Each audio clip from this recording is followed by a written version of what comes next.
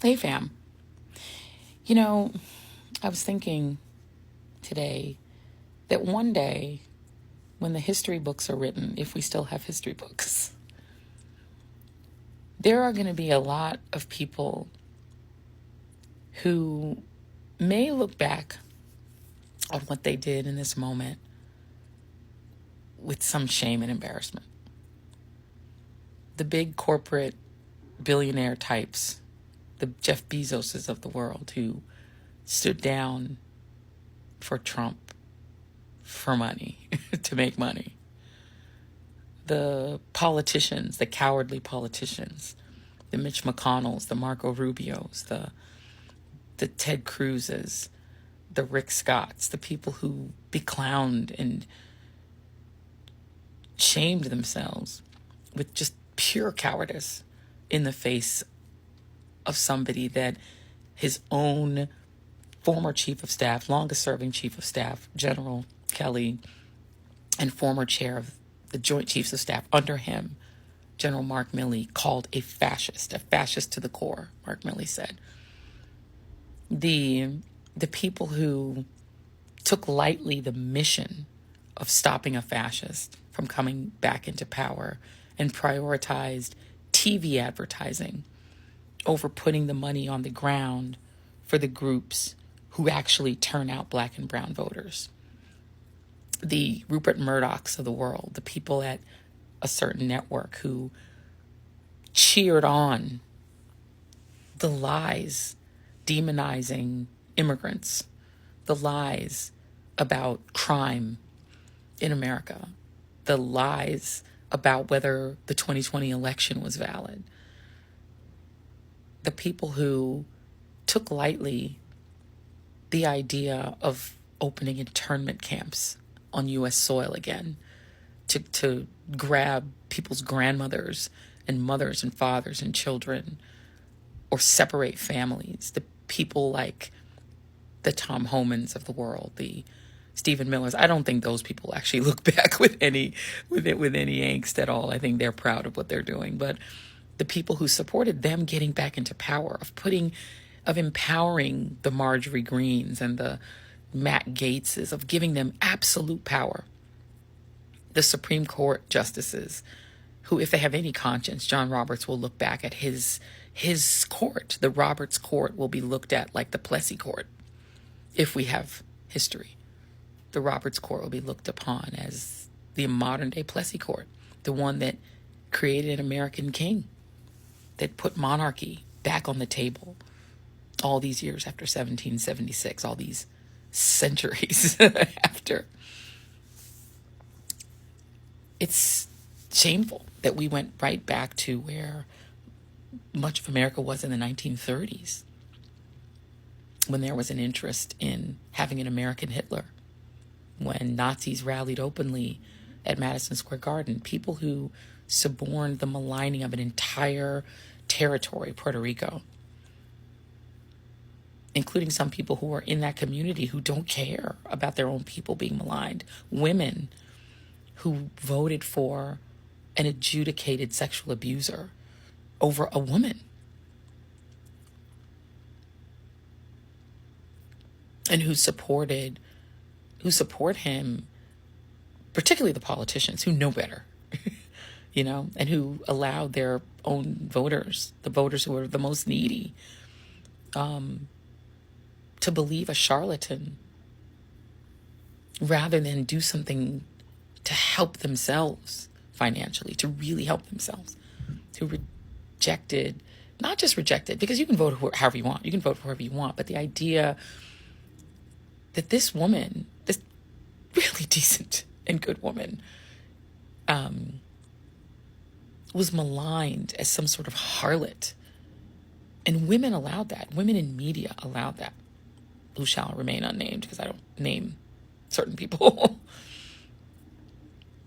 allowed this person's racial identity to be questioned and maligned, including lying to people of color about her identity so that black people would question her identity. Like, all of this stuff and this awfulness and this terribleness that happened in this election. And also the continuing lies about the 2020 election. It's all still happening. And just the ugliness, the anger toward little trans kids who no one's ever going to meet. Y'all never going to meet that trans kid you think is playing sports. Y'all don't know no trans kids. They're not to blame. And even the Democratic Party now trying to blame the left. Oh yeah, you were too nice to the trans kids, too nice to the gays. You paid too much attention to them. So now that's what we're doing.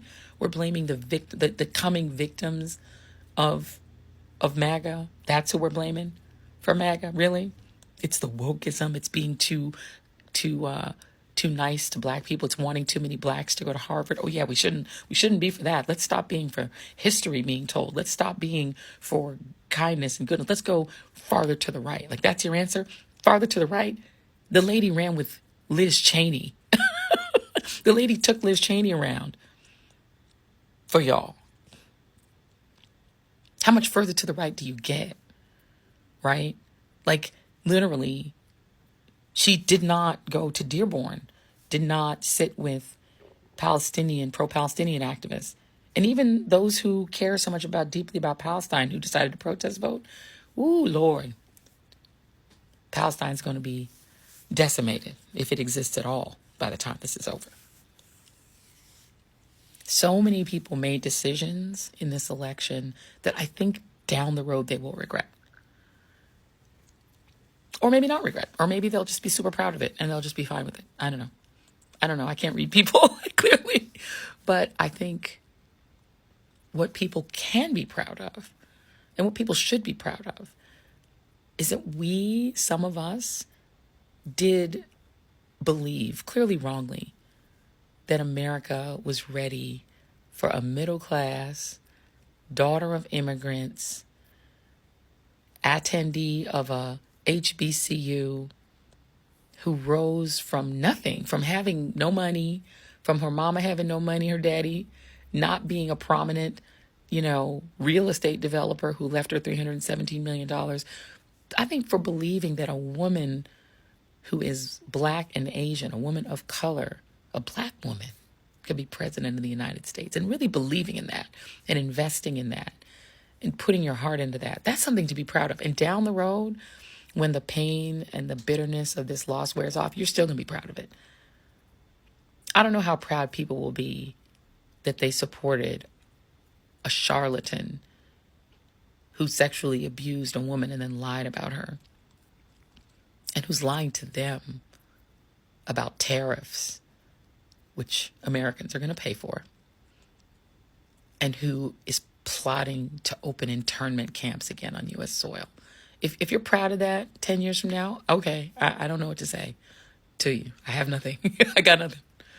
But I think that people who believed the beautiful delusion that America was ready for a woman president, I think we'll be proud of that. That's not a bad thing to believe.